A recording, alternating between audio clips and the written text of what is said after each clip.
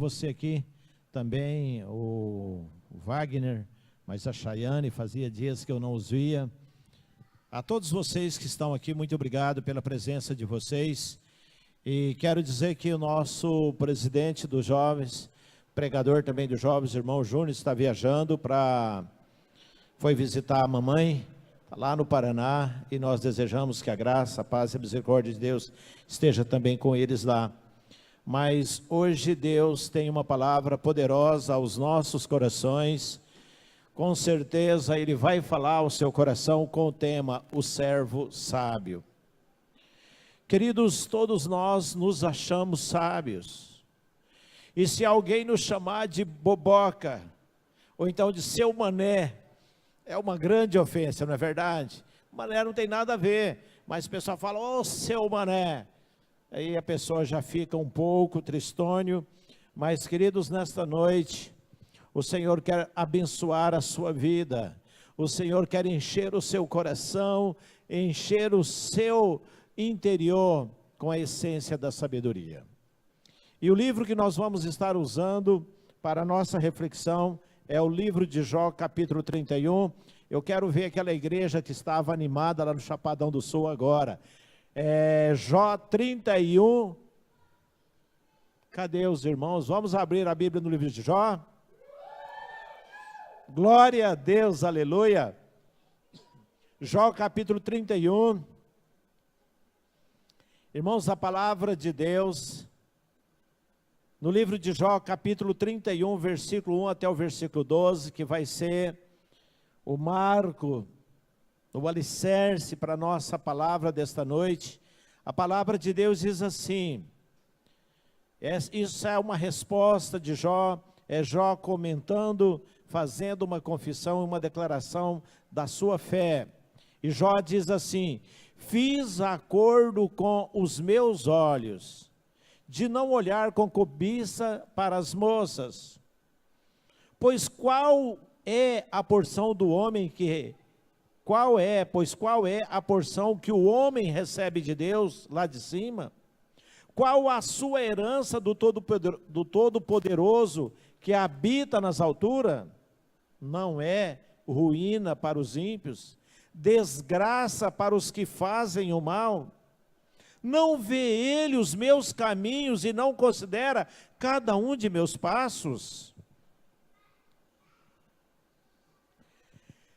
O versículo 5 diz assim, se me conduzi com falsidade, ou se meus pés se apressaram em enganar, Deus me pese em balança justa, e saberá que não tenho culpa. Se meus passos desviaram-se do caminho, se o meu coração foi conduzido por meus olhos, ou se minhas mãos foram contaminadas, que outros comam o que semeei, e que as minhas plantações sejam arrancadas pelas raízes. Se o meu coração foi seduzido por mulher, ou se fiquei à espreita junto à porta do meu próximo, que a minha esposa moa, seja escravo, moa cereal de outro homem, e que outro durmam com ela, pois fazê-lo seria vergonhoso, crime merecedor de julgamento. Isso é um jugo, isso é um fogo que consome até a destruição. Teria extirpado a minha colheita. Queridos, paramos por aqui. Amados, nós não sabemos quem é o autor do livro de Jó. Tem algumas conjecturas de que foi escrito por Moisés ou Salomão, mas esse livro, ele tem, por todos os que o lê, um questionamento: por que sofrem os inocentes? Pergunta para a pessoa do seu lado: por que os inocentes sofrem?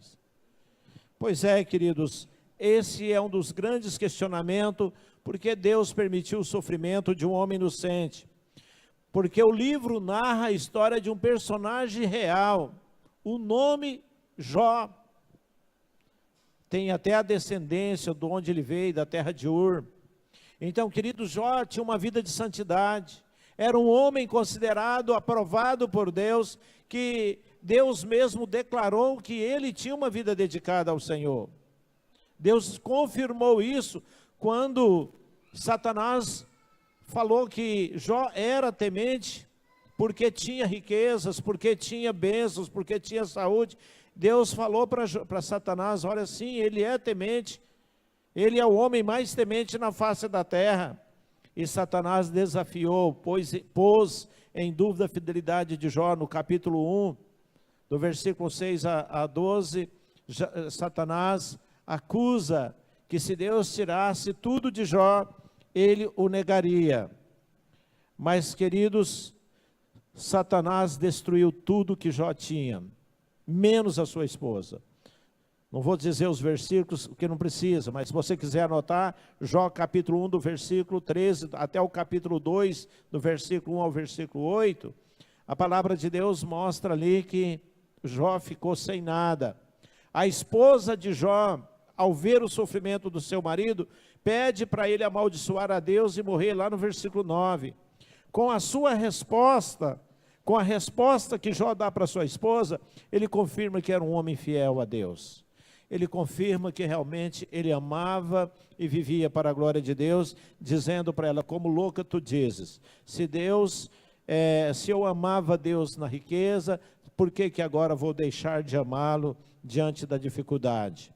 Querido, Jó tinha 3 amigos, Elifas, Bildade e Zofar.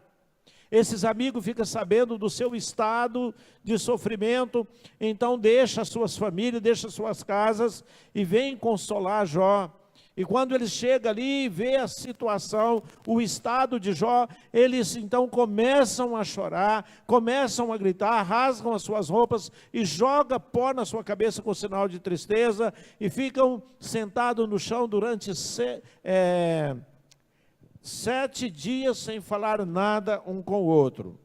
No capítulo 3, a palavra de Deus revela que Jó quebra o seu silêncio e amaldiçoa a noite em que ele nasceu, o dia do seu nascimento. E queridos, do capítulo 4 em diante, até quase o final do livro, Jó é acusado por seus amigos de que a sua enfermidade, o seu estado precário que ele estava vivendo, era resultado de uma vida de pecado. E queridos, do capítulo 29 ao 31, Jó faz uma parcial defesa.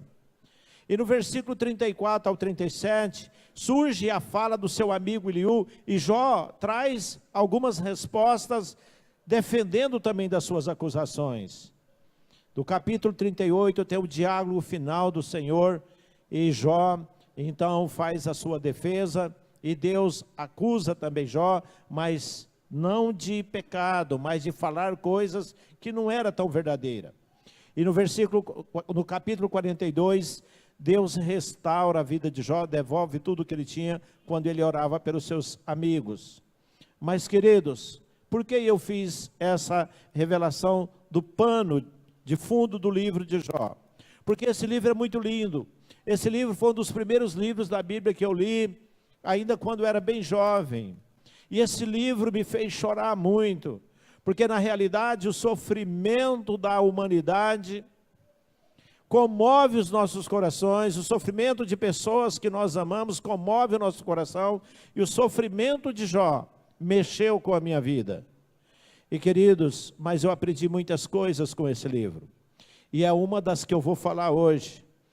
Jó recebeu a bênção, a recompensa, a restauração da sua vida, porque ele sempre agiu com sabedoria diante de Deus. Então, o nosso tema de hoje é sobre o servo sábio. Queridos, o versículo 1 diz assim: fiz acordo com meus olhos. Diga-se para a pessoa do seu lado, faça um acordo com seus olhos. Glória a Deus. Então, fiz um acordo com meus olhos de não olhar com cobiça para as moças. Diga, menina, olha para a menina e diga, não cobiça os moços. Então, queridos, o servo sábio santifica os seus olhos.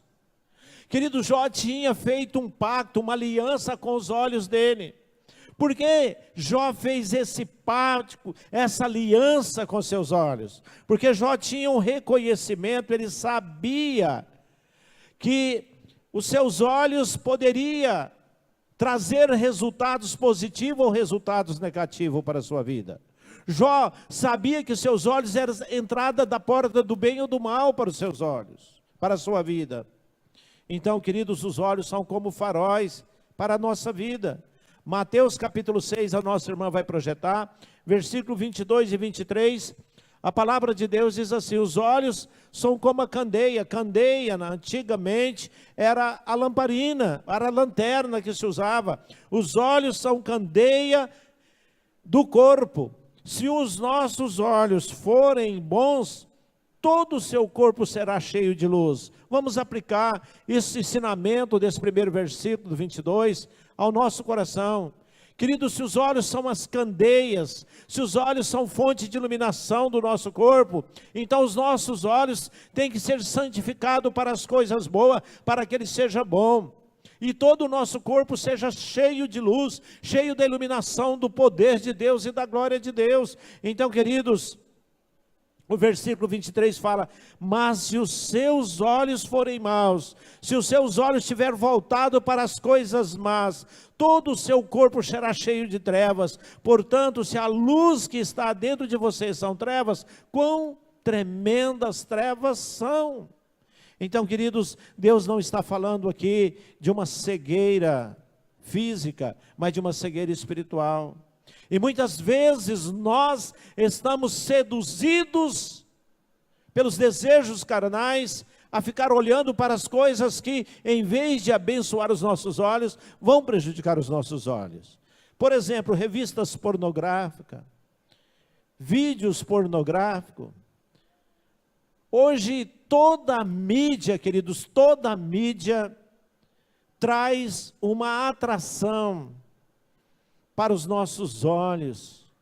A propaganda de qualquer tipo de bebida alcoólica, de um carro, primeiramente apresenta pessoas nuas, seminuas. Então, queridos, nós temos que fazer um pacto, nós temos que fazer uma aliança com os nossos olhos, nós temos que prometer para nós mesmos que vamos santificar os nossos olhos, porque o jovem sábio, o jovem que tem realmente uma vida de prosperidade, é aquele que santifica todos os seus órgãos do sentido, audição, visão, até mesmo do paladar, do tato. Então, queridos, nós temos que santificar. Jó fez um compromisso com Deus de santificar a sua vida, por isso ele teve vitória. Ele caiu no fracasso como qualquer um de nós podemos cair. Qualquer um de nós podemos ser tentado, qualquer um de nós podemos cair também numa situação como caiu Jó, mas você pode ter certeza de uma coisa, meu irmão: se você santificar a sua vida, se você santificar os seus olhos, como fez Jó, como Jó realmente sustentou até o último momento da sua vida, a sua fé, diante de Deus, você vai vencer. A vitória é sua. Satanás poderá fazer de tudo para tirar você da presença de Deus, da presença da sua família, como ele fez: matou os filhos de Jó, tomou todo o seu gado, toda a sua fazenda, só não tirou a esposa porque Deus não permitiu. Mas Deus restituiu tudo para Jó, porque Jó foi fiel até a morte. E, queridos, todos nós temos que ter esse conhecimento que teve Jó. Jó sabia que são pelos olhos, pelo ato de ver, que vêm as tentações para a nossa carne. Você já observou que nas lojas comerciais, eles colocam as promoções sempre na frente? Você já foi no mercado, aquelas carnes nas vitrines, a churrasqueira assando fica na porta de entrada.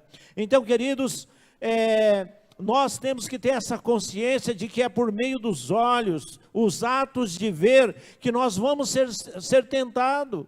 E se nós não fizermos um pacto com os nossos olhos, colocar no nosso coração, santificar os nossos olhos, nós vamos fracassar, nós vamos cair.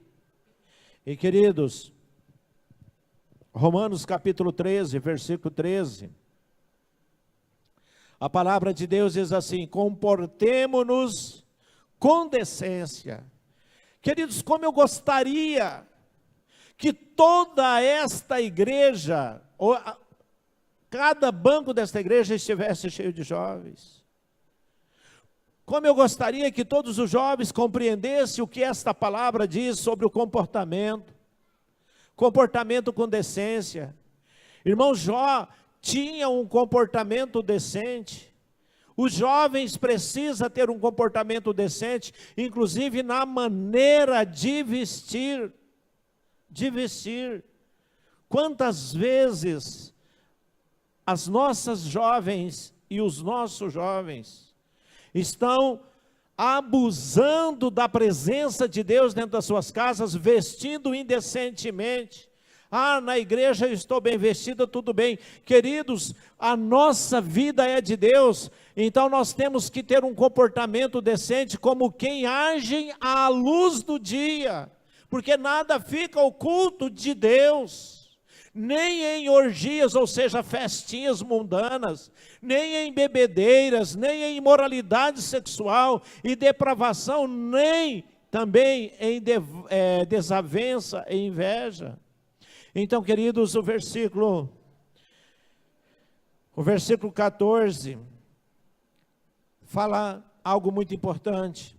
Pelo contrário, revista-se do Senhor Jesus Cristo, revista da roupagem de santidade, e não fiquem, o que está dizendo ali? Pensando como satisfazer. Irmãos, a maioria da juventude passa o dia inteiro premeditando como satisfazer os desejos da carne. E Jó, ele tinha no seu coração um pacto, uma aliança: jamais vou permitir que meus olhos desperte desejos carnais na minha vida. Então, queridos, o jovem e o sábio, e eu acredito aqui nessa igreja não tem nenhum tolo, essa igreja só tem jovens sábios, meninas e meninos sábios, e eu tenho certeza que cada um de nós estamos revestidos do Senhor Jesus Cristo, e não ficamos meditando como satisfazer os desejos da nossa carne, amém? Então vamos aplaudir Jesus. Glória a Deus. Queridos, a palavra de Deus em 1 João capítulo 1, versículo 7. A palavra de Deus vem aqui com poder tremendo, ensinando-nos como viver. Se porém nós andamos, se nós estivermos caminhando na luz, como Ele está na luz, nós temos comunhão uns com os outros, nós não teremos desavenças no nosso relacionamento pessoais, nós estaremos amando uns aos outros, e o sangue de Jesus, que é o Filho do Deus Todo-Poderoso, nos purifica de todo pecado. Então, queridos, nós temos que andar na luz. Jesus disse: eu sou a luz do mundo, quem segue a mim, quem anda comigo, não anda nas trevas. Eu sou a luz do mundo. Quem me segue não andará nas trevas, pelo contrário, terá a luz da vida. Quem sabe onde está esse texto? João 8, versículo 12, irmãos. Jesus disse, de novo disse Jesus: eu sou a luz do mundo. Então, queridos, 1 João capítulo 7, capítulo 1, verso 7, está dizendo: olha, se, aqui tem um questionamento. Por que que tem essa palavra se? Porque muitas pessoas não estão andando na luz. Se porém andarmos na luz como Ele está na luz, nós temos comunhão uns com os outros. Nós seremos uma igreja unida, nós seremos uma igreja que realmente se valoriza uns aos outros, e o sangue de Jesus nos purifica de todo o pecado. Queridos, outra revelação que eu recebo nessa palavra está no versículo 2 de Jó 31. Jó capítulo 2, capítulo 31, versículo 2 diz assim: pois qual é a porção que o homem recebe de Deus lá de cima? Qual a sua herança do Todo-Poderoso que habita nas alturas? Queridos, o sábio, o servo que tem sabedoria, ele vai guardar-se do mau caminho. Sabe por quê? Porque ele reconhece as recompensas deste mau caminho. Irmãos, todas as pessoas que caminham no caminho da impiedade, no caminho da injustiça, um dia ele vai se dar mal. Nem que seja lá no dia do juízo final. Mas normalmente acontece o mal aqui na face da terra. Se esse versículo 2 diz qual é a porção, qual é a herança que o homem vai receber de Deus lá de cima, se ele caminhar no caminho da desgraça, no caminho do pecado.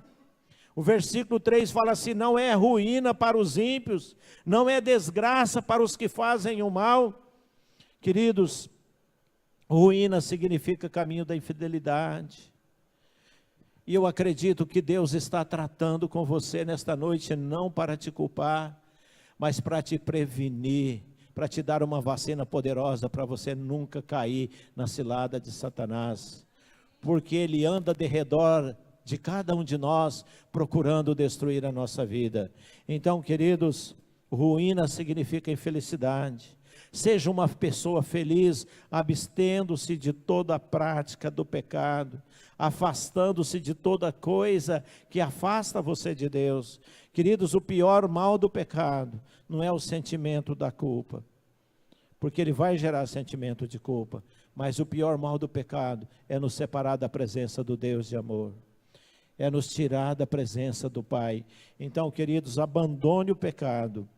O versículo 4 fala assim: não vê ele os meus caminhos, e não considera cada um dos meus passos. Queridos, Deus conhece o seu deitar, o seu levantar. No Salmo 139, ali tem a onisciência de Deus, a presença poderosa de Deus.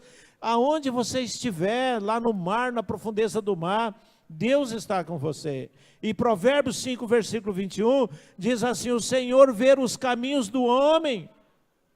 O Senhor vê os caminhos do homem e examina todos os seus passos. Então, querido, debaixo do edredom da casa de Big Brother, onde seus olhos não viam através da câmera, o Senhor estava vendo o que estava acontecendo ali. E lá na sua casa não é diferente, lá na escola não é diferente, lá na rua não é diferente. Então, queridos, Provérbios 5, 21 está dizendo: o Senhor vê tudo o que está acontecendo no caminho do homem, e Ele examina todos os seus passos, um a um, passo a passo. Portanto, querido, é necessário que façamos como fez Jó, procurar viver uma vida que seja aprovada por Deus.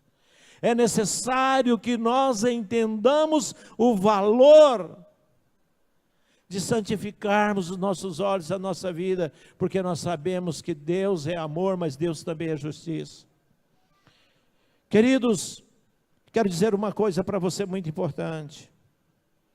Nós precisamos entender que nós somos servos de Deus, servos sábios, e que não somos assistidores das coisas do reino de Deus, mas nós somos participantes das coisas maravilhosas do reino de Deus, inclusive do culto. Nós não podemos sair da nossa casa para vir aqui assistir um culto. Isso é pecado. Nós temos que vir aqui para o culto, para cultuar a Deus, mas não só cultuar a Deus aqui, mas cultuar a Deus em todos os lugares onde nós estivermos. O dia que a igreja deixar de ser espectadora e aplaudidora das mensagens, mas ser adoradora, ser uma igreja que realmente cultua a Deus, que participa desde o primeiro lá do banco até quem está aqui no altar, então essa igreja será uma igreja vitoriosa, essa igreja será uma igreja de bênção, porque Deus tem chamado uma juventude para adorar o Senhor, e não para assistir às adorações, não para assistir um culto, mas para cultuar o Senhor dioturnamente. Amém? Glória a Deus. Queridos, o versículo 5, Jó 31:5 diz assim, olha que palavra: se eu conduzir a minha vida com falsidade, ou se meus pés se apressaram a enganar. Vamos ver o versículo 6. Deus me pese em balança justa, e saberá que não tenho culpa. Eu pergunto para você, meu irmão, você está pronto para ser pesado por Deus? Você tem condição de dizer: olha, Deus, pesa a minha vida na sua balança, e se tiver coisa errada, me amassa, me discipline, porque o Senhor é meu Pai, o Senhor tem direito de me disciplinar. Como fez o salmista: Senhor, examina o meu coração e vê se há algo errado, se há algo que não está te agradando na minha vida. Queridos, Jó praticamente disse isso. Jó declarou: jamais conduzi a minha vida com falsidade. Irmãos, nós temos que ser verdadeiros um para com os outros. Nós temos que realmente ter uma vida clara como o meio-dia. Nós temos que viver a verdadeira vida, não de falsidade. E não enganadores. Não enganar ninguém. Queridos, é muito sério, principalmente para o momento da nossa vida de juventude. Infelizmente eu não conhecia a palavra de Deus. A minha irmã não conhecia a palavra de Deus. E na fase da minha juventude eu tinha 3 namoradas. Era uma coisa difícil, tinha que esconder das meninas. E quando chegava 2 em casa, eu não podia chegar em casa. E falava para a mãe: mãe, dá um jeito. Queridos, isso é diabólico. Eu não conhecia a palavra de Deus. Isso é vida de enganadores, é vida de pessoas possuídas por Satanás. E eu era possuída por Satanás. A minha irmã também, hein? E sofri muito por isso. Queridos, nós temos que ser verdadeiros, não nos conduzir, não nos portar com falsidade, e não apressar-se para enganar as pessoas. Nós temos que ser verdadeiros. Quantas pessoas estão no celular, junto com a outra pessoa, comunicando mensagem para outras pessoas, enganando a pessoa do seu lado? Queridos, isso é coisa de Satanás, isso não é coisa de Deus. Então, a juventude que quer prosperar tem que ter uma vida de fidelidade, uma vida de sinceridade, uma vida de fidelidade e não enganar ninguém. E nós temos que ter também essa mesma segurança na nossa vida, de falar: Deus, me pese em balança justa. Pese os meus atos, Senhor. Antigamente, no meu tempo da ignorância, e eu ainda fazia de tudo, e eu quero ficar ceguinho se eu tiver outra namorada. Só que eu fazia assim, não adiantava nada, graças a Deus que eu não fiquei cego. E quantos crentes que conhecem a palavra de Deus estão fazendo o mesmo hoje? Jurando em falso. Irmãos, que Deus pese a nossa vida na balança e Ele saberá que nós não temos culpa. E a nossa vida será aprovada, a nossa vida será abençoada. Deus aprovará o seu futuro casamento, Deus aprovará a sua vida, Deus iluminará a sua casa, a sua vida, se realmente você conduzir a sua vida com lealdade. Se você estiver sempre livre da culpa. Queridos, o versículo 7 e 8, Jó capítulo 31, versículo 7 e 8 fala assim: se meus passos desviaram do caminho, se o meu coração foi conduzido por meus olhos, ou se minhas mãos foram contaminadas. Vamos conversar aqui um pouco nesse versículo 7. Volta no 7, irmão. Queridos, se meus passos se desviaram do caminho. Quantas pessoas estão se desviando do caminho da lealdade para com a sua igreja, para com a sua família espiritual? Quantas pessoas estão deixando o culto por uma festa de aniversário, por uma festa do peão, sei lá. Queridos, quantas pessoas estão desviando do caminho do Senhor? E aí ele fala assim: meu coração foi seduzido pelos meus olhos, e minhas mãos foram contaminadas. Aí vem o versículo 8, o que é que ele permite? Que outros comam o que semeei, que outros fiquem com tudo que eu plantei, e que as minhas plantações sejam arrancadas pelas raízes. E ainda nós temos o versículo 9, que diz assim: se o meu coração foi seduzido por mulher, ou se fiquei à espreita junto à porta do meu próximo. E o versículo 10, que a minha esposa moa cereal de outro homem, ou seja, seja escravo de outro homem, e que outro homem durma com ela. Queridos, isso é muito sério. Nós temos que ter a consciência, irmãos, de que nós precisamos ser sinceros, ter um coração reto diante de Deus, e não permitir que o nosso coração seja seduzido pela mulher do nosso vizinho, pela pessoa mais próxima. E o versículo 11 nos ensina que o servo sábio reconhece o justo julgamento de Deus. Pois fazer essas coisas, cobiçar a mulher do próximo, fazer falsidade, isso é coisa vergonhosa, é um crime merecedor de julgamento. Então, queridos, Jó sabia de tudo isso, por isso ele dizia, olha, se eu fizesse qualquer coisa dessa, eu estava colocando a minha alma no inferno, eu estava praticando coisas vergonhosas, eu estava praticando um crime merecedor do juízo de Deus. E o versículo 12, para terminar, queridos, isso é um fogo que consome até a destruição. Praticar o pecado, irmãos, é uma fornalha acesa que destrói o nosso caráter, que destrói a nossa vida. Todas as pessoas que estão em pecado, a primeira coisa que ele faz é começar a procurar culpado, acusar as outras pessoas sobre a sua irresponsabilidade. O que aconteceu com Adão e Eva? Começaram a culpar um ao outro, até que chegou na serpente, e aí depois chegou no homem. E queridos, terminando então esta mensagem, eu gostaria que você tivesse consciência clara e pura de que Deus te ama, e que Deus quer a sua vitória, que Deus te chamou para ser uma serva, um servo, fiel, que guarda os seus olhos, que santifica os seus olhos de toda oportunidade de tentação, de toda influência satânica, de todo o poder diabólico para a sua vida, que destrói a sua vida, que vai destruir o seu presente, o seu futuro. Prepara hoje o dia de vitória, o dia de felicidade do amanhã para a sua vida, vivendo em plena comunhão com o Senhor. Queridos, eu gostaria que você entendesse o que é esse fogo do versículo 12. Põe para mim o versículo 12 de novo. Isso é um fogo que consome até a destruição. Teria extirpado a minha colheita, mas Jó tinha colheita. Isso é um fogo. Irmãos, esse é o poder de Satanás. Quando nós abrimos a porta da nossa vida para Satanás, praticando o pecado, então o fogo começa a consumir. Vai destruindo tudo, vai acabando com tudo, e você só tem uma única saída. Se você cometeu pecado, arrepende e pede perdão.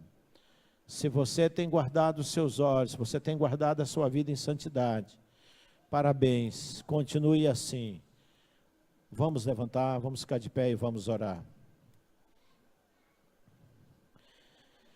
Pai, em nome de Jesus, oh Deus, o Senhor falou conosco nesta noite com a história de Jó, com a confissão de fidelidade de Jó. E ó Deus, o Senhor nos ensinou princípios poderosos, que nos livrará do mal, como o Senhor também nos ensinou a orar. Papai querido, nós santificamos os nossos olhos, nós santificamos os nossos ouvidos, nós santificamos todo o nosso ser, todo o nosso corpo, como nós lemos junto com Juliano, Pai, em Romanos capítulo 12. Ó Deus, nós queremos apresentar o nosso corpo como um sacrifício vivo ao Senhor, um sacrifício santo e agradável ao Senhor. E ó Deus, em nome de Jesus Cristo, esteja abençoando essa juventude, que é uma juventude poderosa, que é uma juventude forte, que é uma juventude que o Senhor escolheu por amor a elas, e vai prepará-las até o dia da glória, do julgamento final, para estar na presença do Senhor. Pai, abençoa as famílias, abençoa as mães aqui representadas, e ó Deus, em nome de Jesus Cristo, se conosco no culto de amanhã, esteja nos abençoando em nome de Jesus, amém.